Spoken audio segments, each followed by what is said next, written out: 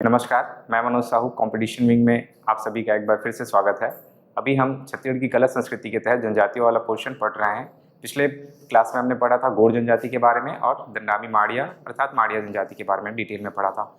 आज हम लोग का जो टॉपिक ऑफ डिस्कशन होने वाला है वो होने वाला है 4 जनजातियों का। पहला होगा मुड़िया, दूसरा हल्बा, तीसरा उरांव जनजाति, चौथा बिझवार और पाँचवा कोरकू जनजाति।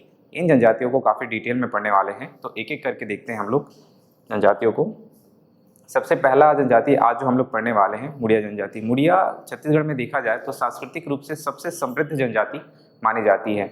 इनका जो उल्लेख है वो किया है बेरियर एल्विन ने अपनी रचना में, जिनका नाम है the Muria and their Ghotul. ये बहुत ही इंपॉर्टेंट है, ये लिखा गया था 1947 में। ये एग्जाम में कई बार पूछा जाता है कि the Muria and their Ghotul ये किसकी रचना है। बेरियर एल्विन ने लिखा है इसके बारे में और काफ़ी डिटेल में यहाँ पे मुड़िया जनजाति का डिस्कशन भी किया है। ठीक है, मुड़िया जनजाति के बारे में देखते हैं हम लोग जो एग्जाम के पॉइंट ऑफ व्यू से क्या क्या चीज़ें हैं जो इम्पोर्टेंट है। तो सबसे पहला हम लोग देखते हैं मुड़िया जनजाति के बारे में सामान्य परिचय। मुड़िया जो जनजाति का जो शब्द है, मूल शब्द, वो मूल शब्द से लिया गया है जिसका अर्थ होता है पलाश का वृक्ष। ठीक है, मूल शब्द से ही बना हुआ है। मुड़िया जो जनजाति का जो मीनिंग है वो उसका अर्थ होता है पलाश का वृक्ष। अगर इसका संकेंद्रण की बात करें हम लोग, मुड़िया जनजाति का संकेंद्रण तो बस्तर संभाग में अधिक है, खासकर कांकेर, कोंडागांव, नारायणपुर और बस्तर।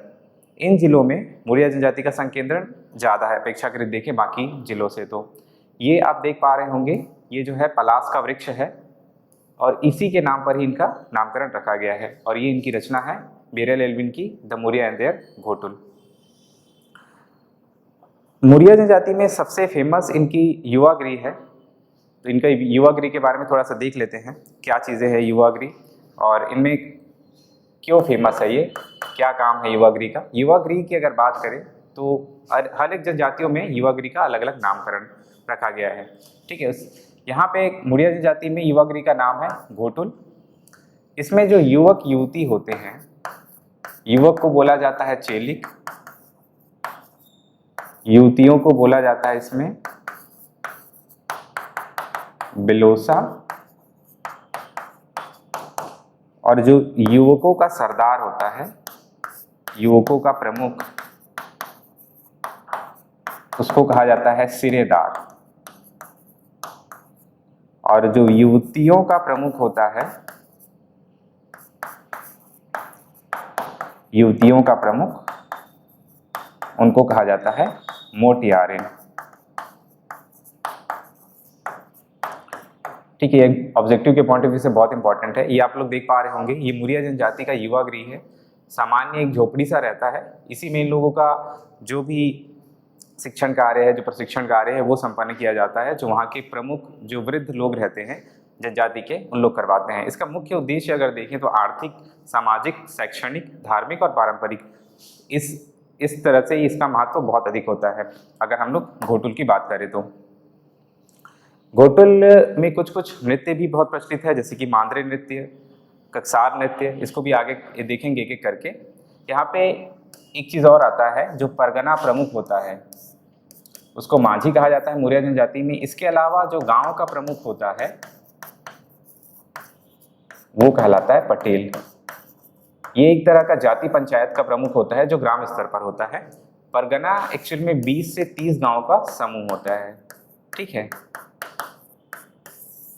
तो इसको याद रखना है अपने को। परगना का प्रमुख माझी कहलाएगा और जो गांव का जो प्रमुख होता है वो पटेल कहलाता है। अगर इसकी सांस्कृतिक परिचय देखें हम लोग, मुड़िया जनजाति का सांस्कृतिक रूप से सबसे समृद्ध मानी जाती है, क्योंकि इसमें सबसे ज़्यादा नृत्य, लोकगीत और लोक नाट्य ये प्रचलित है, इसलिए इनको सबसे ज़्यादा सांस्कृतिक रूप से समृद्ध माना जाता है। ठीक है, सबसे इंपॉर्टेंट चीज़ यही है। दूसरा अगर देखें तो इसमें जो सगाई का जो संस्कार होता है उसको महला कहा जाता है मुड़िया जनजाति में। ठीक है, महला कहा जाता है, ये आप लोगों को याद रखना है। इसमें नृत्य की अगर बात करें मुड़िया जनजाति में तो इसमें जो प्रमुख नृत्य है उसको हम लोग देख रहे हैं यहाँ पे। सबसे पहला है पूस कोलांग नृत्य। पूस कोलांग नृत्य ये पौष माह में किया जाता है मुड़िया जनजाति द्वारा, और ये पुरुष एवं स्त्री दोनों भाग लेती हैं इसमें। ठीक है, दोनों भाग लेती हैं। इसके अलावा हम लोग देखें इसमें तो लिंगोदेव का पूजा किया जाता है। ठीक है, ये 2-3 चीज़ें हैं पूस कोलांग के बारे में, ये पेपर में आ चुका है। अगर हम प्रीलिम्स की बात करें तो सीजीपीएससी प्रीलिम्स में पूस कोलांग नृत्य एक तो पौष माह में किया जाता है, इसको याद भी कर सकते हैं क्योंकि इसमें पूस शब्द ऑलरेडी जुड़ा हुआ है। ठीक है, दूसरा ये है कि पुरुष और स्त्री दोनों भाग लेते हैं, ये आप देख पा रहे होंगे आप लोग, पुरुष और स्त्री दोनों भाग लेते हैं। और जो वाद्य यंत्र होता है इसमें मांदर होता है। कहीं कहीं पे देखा गया है पूस कोलांग नृत्य में उन लोग डंडा लेकर भी नृत्य करते हैं। ठीक है, स्टिक पकड़कर नृत्य करते हैं, इसीलिए इसको कलेक्शन ऑफ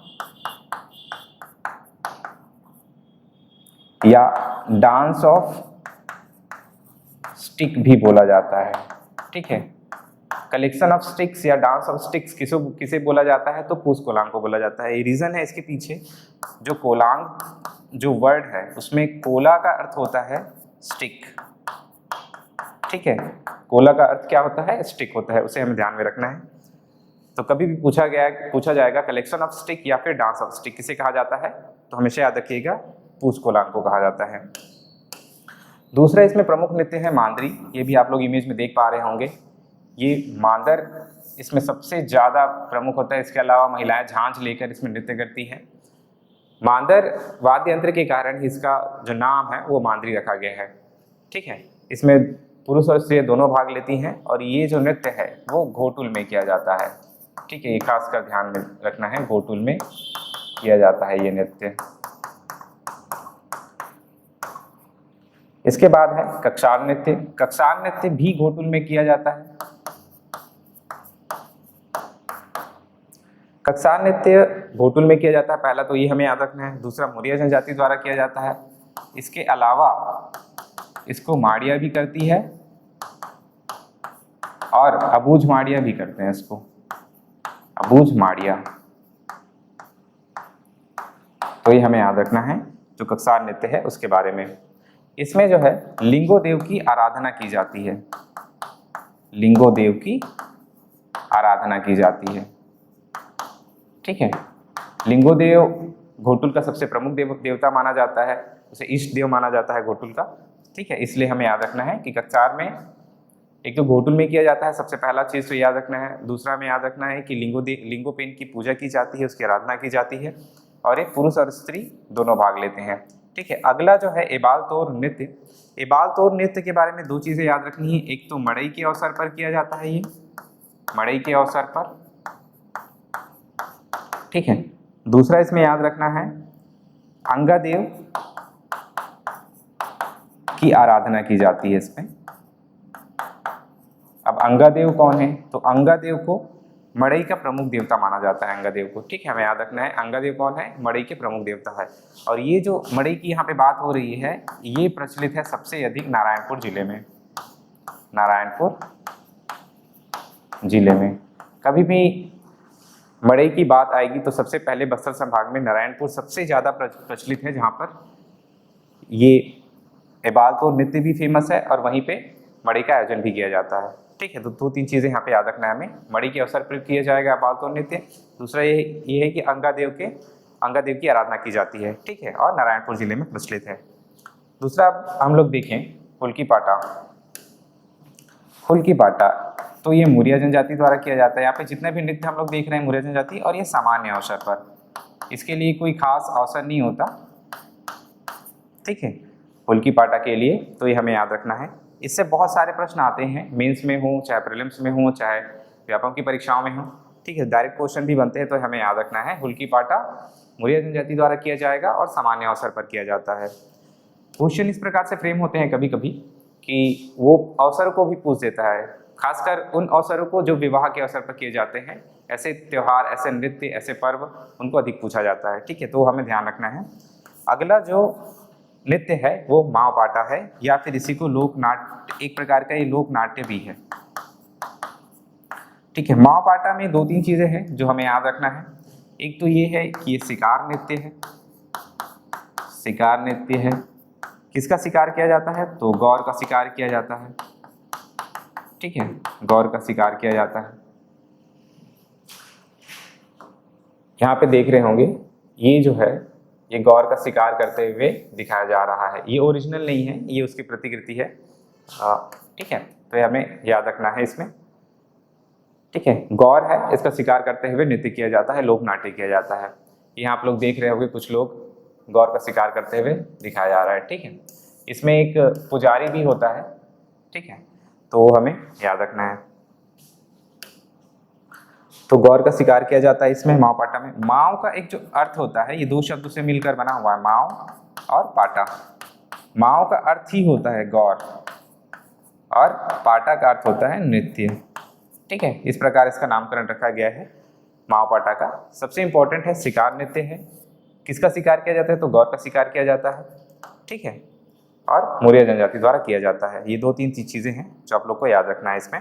माव पाटा में कुछ वाद्य यंत्र भी है जो हमें याद रखने हैं, वो है टिमकी और कोटोड़का। ये दो वाद्य यंत्र है जो माव पाटा नृत्य में या लोक नाट्य में प्रचलित है। इसके अलावा घोटुल पाटा को देख लेते हैं।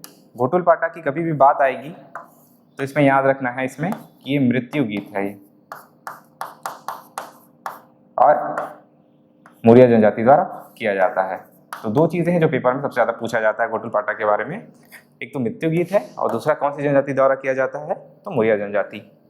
अगला हम लोग देखते हैं गेंडी या फिर डिटोंग नृत्य। गेड़ी या डिटोंग नृत्य के बारे में सबसे इंपॉर्टेंट ये है कि इसमें गेड़ी में चढ़कर नृत्य करते हैं। दूसरा, अगर इसमें बात करें हम लोग तो इसमें गीत नहीं गाया जाता है, ये हमें याद रखना है। गीत नहीं गाया जाता है इसमें, गीत नहीं गाया जाता है। और तीसरा इसमें इंपॉर्टेंट चीज है, ये पुरुष प्रधान नृत्य है, अर्थात इसमें महिलाएं भाग नहीं लेती हैं। ठीक है, ये आप लोग देख रहे होंगे यहाँ पे, ये है गेड़ी नृत्य या इसी को डिटोंग नृत्य भी बोला जाता है। मौर्य जनजाति में काफी प्रचलित है। एक तो लोग गेड़ी चढ़कर नृत्य करते हैं और इसमें कहीं पे भी आपको महिलाएं नहीं दिख रही होंगी। ठीक है, तो याद रखना है हमें। इसके बाद कुछ चीजें हैं मौर्य जनजाति में, अगर हम लोग उसके कल्चर की बात करें तो देख लेते हैं इसमें क्या है। मोहरिया, ये पेपर में अभी आया है। मोहरिया किसे कहा जाता है? मोहरिया की बात मोहरिया अगर पूछेगा पेपर में तो जो शहनाई वादक होते हैं उन्हीं को मोहरिया कहा जाता है। मोहरिया एक्चुअल में मोहरी शब्द से बना हुआ है। मोहरी छत्तीसगढ़ी वाद्य यंत्र है। ये आप लोग देख रहे होंगे, शहनाई और ये मोहरी दोनों सिमिलर टाइप के दिख रहे हैं। ठीक है, इसीलिए इसका नाम मोहरिया रख दिया गया है। जो शहनाई वादक होते हैं उसी को मोहरिया कहा जाता है मौर्य जनजाति में। ये अकुम है। ये अगर बात करें हम लोग तो ये कक्सार नृत्य में बजाया जाता है इसे, अकुम को। ठीक है, यहाँ से ये फूकने की एक जगह रहता है, यहीं से इसको फूक कर बजाया जाता है। ये सुशीर वाद्य में शामिल होता है। ये सुशीर वाद्य का एक वाद्य यंत्र है। इसके बाद हम लोग देखते हैं हल्बा जनजाति के बारे में। हल्बा जनजाति का नाम हल के कारण रखा गया है। इसके पीछे एक किंवदंती है। रुक्मणी हरण का एक प्रसंग आता है हल्बा जनजाति को लेकर, एक लोक कथा है जिसमें रुक्मणी का एक बार हरण हो रहा होता है। तो उसमें जो बलराम रहते हैं, श्री कृष्ण के बड़े भाई, वो उनको बचाने का प्रयास करते हैं और बचा भी लेते हैं, उनके हरण को रुकवा लेते हैं कुछ सैनिकों की मदद से। तो जब वो पूरा बचा लेते हैं उनको, तो जो सैनिक रहते हैं उनकी तरफ से, बलराम की तरफ से, वो बलराम के जो अस्त्र शस्त्र रहते हैं, जो हल रहते हैं, उनको अपने साथ रख लेते हैं। और उन्हीं में से एक टुकड़ी रहती है जो उनके हल को अपने साथ रख लेती है और आगे चल के कृषि कार्य करने लगती है। वही लोग आगे चलकर फिर हल्बा कहलाते हैं। तो एक छोटी सी किंवदंती है रुक्मणी हरण को लेकर हल्बा जनजाति में। तो इसका नाम अगर पूछेगा किसके आधार पर रखा गया है, तो हल के कारण इसका नाम हल्बा पड़ा है। ठीक है, तो नामकरण को लेकर हमें एक चीज याद रखना है, रुक्मणी हरण से संबंधित प्रसंग है, इनका संबंधित प्रसंग है। ठीक है, दूसरा इसमें एक चीज और याद रखना है, इन लोग अपनी उत्पत्ति महादेव एवं पार्वती से भी मानते हैं, माता पार्वती से। ठीक है, हल्बा जनजाति के बारे में अगर हम लोग नामकरण की बात करेंगे तो इसका नाम हल के कारण रखा गया है। हल जो नागर होता है उसके कारण। इसका अगर हम लोग संकेंद्रण की बात करें हल्बा जनजाति का, तो हल्बा जनजाति का संकेंद्रण राजनांदगांव के डोंगरगढ़ क्षेत्र में है, बालोद क्षेत्र में है, इसके अलावा महासमुंद क्षेत्र में है, ठीक है, और कुछ कुछ कांकेर कोंडागांव क्षेत्र में भी इसका संकेंद्रण है, ठीक है। अगर संकेंद्रण की बात करें हम लोग हल्बा जनजाति का, इनकी 3 उपजातियां हैं, बस्तरिया, मरेठिया और छत्तीसगढ़िया, ठीक है। बस्तरिया अगर देखें हम लोग तो बस्तरिया जो है ये बस्तर संभाग में अधिक है, ये बस्तर, कोंडागांव, नारायणपुर।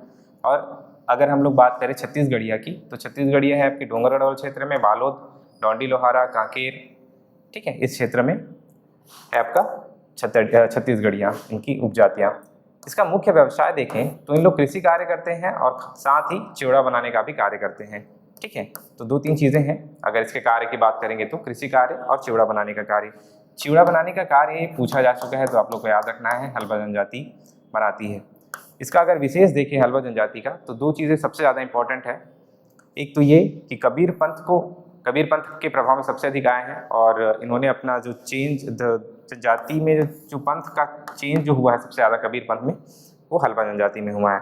आर्थिक रूप से सबसे समृद्ध जनजाति मानी जाती है। इसका रीज़न भी है क्योंकि ये कृषि कार्य करते हैं, ठीक है। तो कृषि कार्य करने के कारण इन लोग ने बहुत जल्दी बाकी जनजातियों की अपेक्षा अगर देखें तो संपन्नता अर्जित की है। इसी कारण इनको आर्थिक रूप से संपन्न जनजाति में शामिल किया गया है।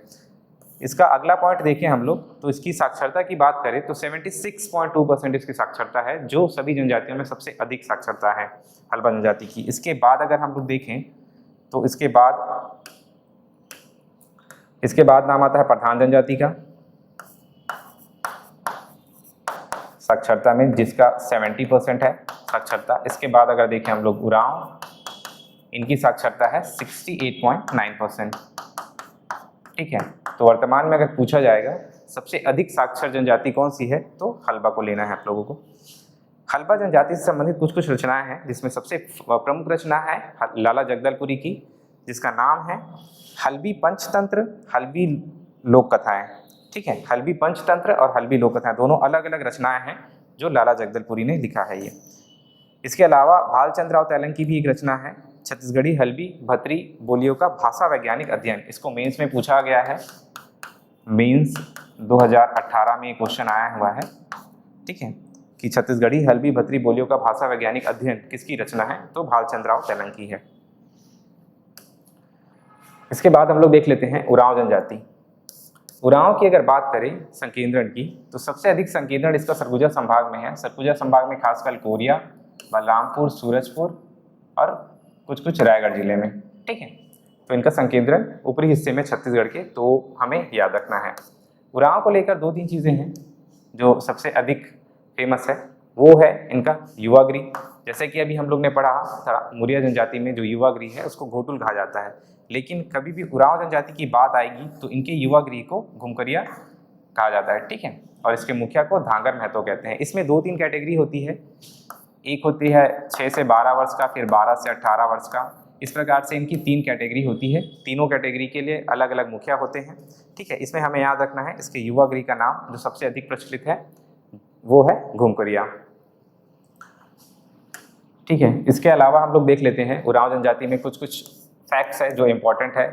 सबसे पहला, इसमें सरना देवी की पूजा करते हैं इन लोग। इनका प्रमुख जो देवता है, इष्ट देव जो है वो सरना देवी है, और ये इन लोग इनका निवास साल वृक्ष में मानते हैं, ठीक है। दूसरा है सरहुल नृत्य और कर्मा नृत्य इन लोग करते हैं। सरहुल नृत्य और कर्मा नृत्य दोनों पेपर में आ चुका है। सरहुल नृत्य के बारे में थोड़ा सा जानने का प्रयास करते हैं। ये है सरहुल नृत्य की एक छोटा सा इमेज। यहाँ पे आप लोग देख रहे होंगे ये पुजारी है। इन लोग यहाँ पे क्या कर रहे हैं, इन लोग पृथ्वी एवं सूर्य का विवाह करवाते हैं इस नृत्य में।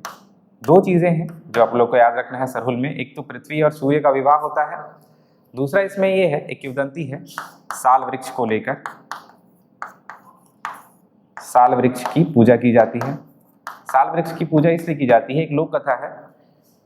ऐसा माना जाता है कि उरांव जनजाति में, उरांव जनजाति परिवार के जो बच्चे होते थे उनको एक बार राक्षस के डर से उन लोग साल वृक्ष के नीचे छुप गए थे, और साल वृक्ष ने ही उस राक्षस का वध करके उस बच्चों को बचाया था, ठीक है। इसीलिए उन लोग साल वृक्ष की पूजा करते हैं।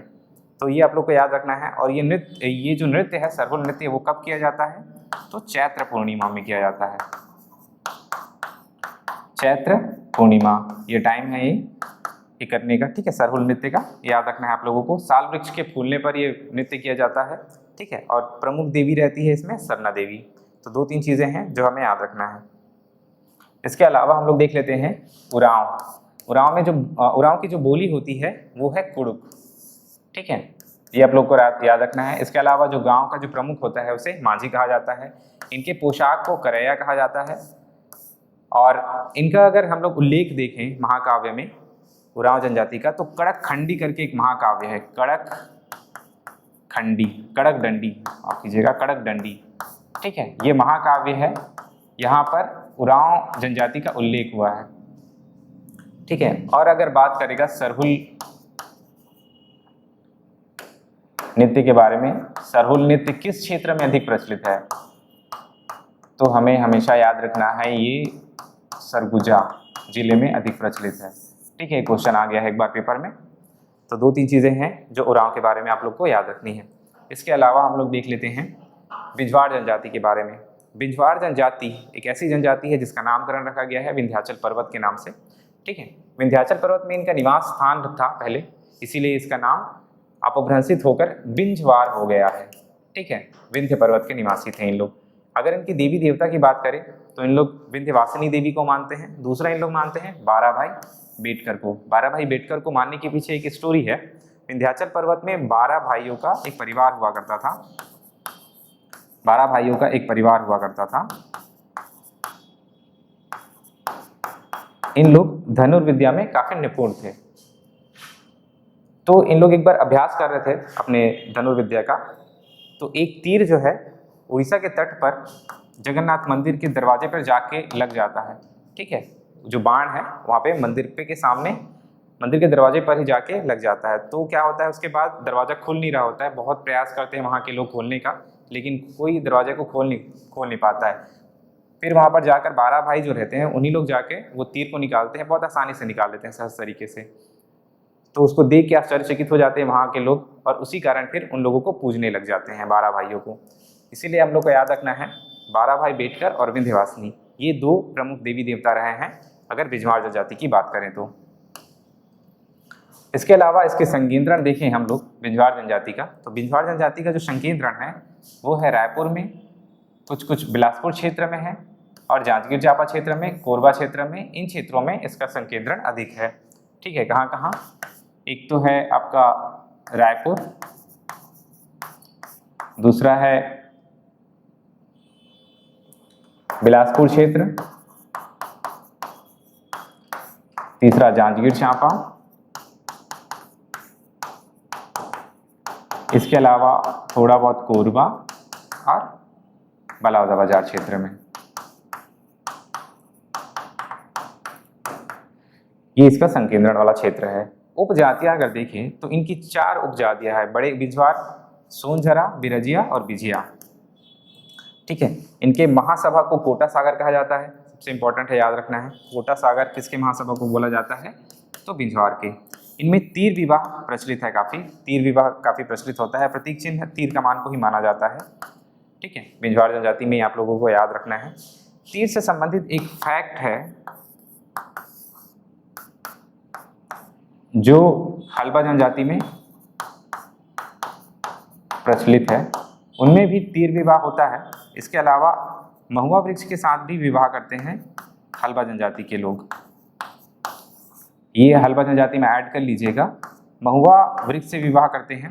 ऐसी मान्यता होती है उनमें कि अगर विवाह का डेट अगर फिक्स हो गया है और उस बीच में परिवार के सदस्य की मृत्यु हो जाती है, तो उस केस में उन लोग महुआ वृक्ष के साथ विवाह करते हैं, जो भी वर या वधू होते हैं उनका, ठीक है। हल्बा जनजाति में प्रचलित है ये, तो ये आप लोगों को याद रखना है।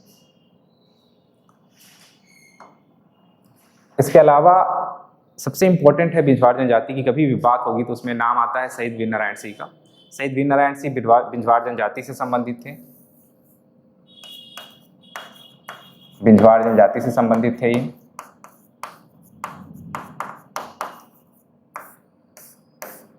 ये आप लोग देख पा रहे होंगे, एक डाक टिकट जारी किया गया था शहीद वीरनारायण सिंह के नाम से, जहां पर ये शहीद वीरनारायण सिंह को एक तोप में बंधा हुआ दिखाया गया है, ये एक्चुअल में इनको अंग्रेजों ने इसी प्रकार से मारा था। कहाँ पे? रायपुर के जयस्तंभ चौक में।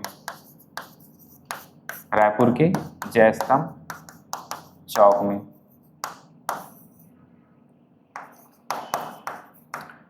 डेट था ये, इसको याद रखना है, कई बार पेपर में पूछा गया है।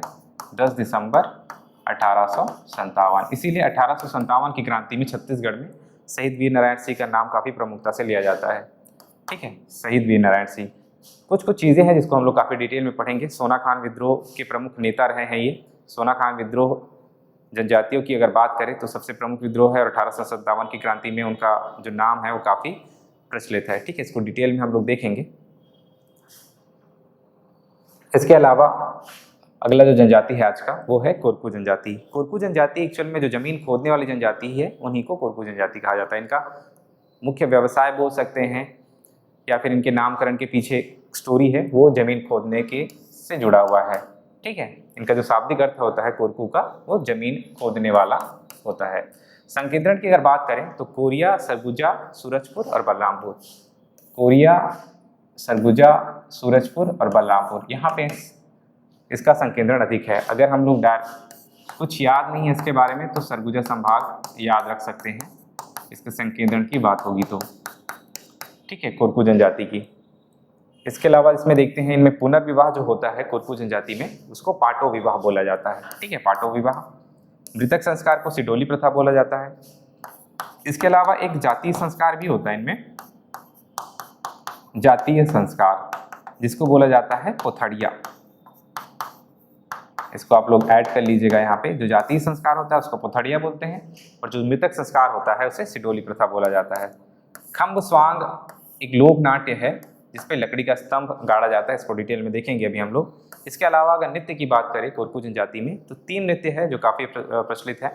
एक है थापटी, ढांढल और तीसरा है डंडारी नृत्य। डंडारी नृत्य ये होली के अवसर पर किया जाता है। होली के अवसर पर। थापटी की अगर बात करें तो बैसाख माह में किया जाता है ये, बैसाख माह में। और अगर ढांढल की बात करें तो आषाढ़ माह में किया जाता है, आषाढ़ माह में किया जाता है ये। ठीक है, तो 3 नृत्य है, काफ़ी प्रचलित है। सबसे पहला है थापटी, ढांढल और डंडारी। थापटी की अगर बात करेंगे तो बैसाख महीने में, ढांढल की अगर बात करेंगे हम लोग तो आषाढ़ महीने में और डंडारी की अगर बात करेंगे तो होली के अवसर पर। तो यही इसमें सबसे ज़्यादा इम्पोर्टेंट है। ये आप लोग देख पा रहे होंगे, ये एक स्तंभ है, ये मृतक स्तंभ जो लकड़ी का बना हुआ है। अलग अलग जनजातियों में अलग अलग प्रकार के हो सकते हैं, जैसे कि कुछ जनजातियों में लकड़ी के भी स्तंभ, मृतक स्तंभ गाड़े जाते हैं। इसके अलावा पत्थर के भी मृतक स्तंभ बनाए जाते हैं। ठीक है, इसमें हम लोग देख लेते हैं। इसमें सबसे प्रमुख जो है खम्ब स्वांग। खम्ब स्वांग में 2-3 चीज़ें याद रखनी है। खम्ब स्वांग सबसे इंपॉर्टेंट ये है कौन सी जनजाति करती है तो कोरकू जनजाति करती है। ये कोरकू जनजाति में अधिक प्रचलित है। इसके अलावा अगर दूसरी इंपॉर्टेंट चीज़ें देखें हम लोग तो इसका आयोजन जो होता है, इसकी शुरुआत होती है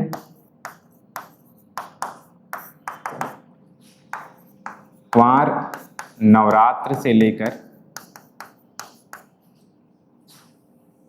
समापन इसका होता है देव उठनी तक। देव उठनी, ठीक है, देव उठनी एकादशी बोल सकते हैं इसको। ठीक है, इसमें इसका आयोजन किया जाता है। इसमें जो स्तंभ है वो मेघनाथ के नाम से गाड़ा जाता है, मेघनाथ स्तंभ। इसी के आसपास ये लोक नाट्य संपन्न किया जाता है। मेघनाथ, मेघनाथ एक्चुअल में इनको आराध्य देव के रूप में मानते हैं लोग। ऐसा इसलिए क्योंकि संकट के समय पे मेघनाथ ने इन जनजातियों की रक्षा की थी, ऐसा एक कथा में प्रचलित है। ठीक है, इसीलिए मेघनाथ स्तंभ के आसपास ही खम्ब स्वांग किया जाता है। ठीक है, यहाँ पे एक चित्र देख रहे होंगे, ये एक मुखौटा है। इसको पहनते हैं जो खम्ब स्वांग करने, जो गांव के जो प्रमुख रहते हैं वो पहनते हैं और वही आदेश देते हैं इस लोक नाट्य को आरंभ करने का। इसमें 2 इमेजेस दिख रही होंगी आप लोगों को, एक है घोड़ा का और एक है आपका घोड़ी होता है, एक फीमेल मेयर होती है ये, और एक होता है अपना हॉर्स। ठीक है, 2 इमेजेस दिख रहे होंगे। ये मुखौटा कौन पहनता है? गांव का प्रमुख पहनता है और वही आदेश देगा इस नृत्य को आरंभ करने का। ठीक है, तो कुछ चीज़ें हैं खमसाम के बारे में। एक तो ये कोरकू जनजाति द्वारा किया जाता है। आयोजन इसका है क्वार नवरात्रि से प्रारंभ होकर देवउठनी एकादशी तक चलता है और मेघनाथ स्तंभ गाड़कर इस नृत्य को किया जाता है। अगर मेघनाथ स्तंभ किसी गांव में नहीं है तो लकड़ी का एक स्तंभ गाड़ा जाता है, उसी के आसपास उसको मेघनाथ का स्वरूप मानकर आसपास में नृत्य और लोक नाट्य का कार्य करते हैं। आज के लिए बस इतना ही जो जनजाति में हम लोग देख रहे थे। इसके अलावा हम लोग कुछ जनजातियाँ और बच गई है, उसको हम लोग करेंगे। उसके बाद हम लोग जनजातियों में जो कला संस्कृति है, जो लोक नृत्य है, लोक पर्व है, उसको डिटेल में पढ़ेंगे। आज के लिए बस इतना ही। धन्यवाद, मिलते हैं अगले वीडियो पे।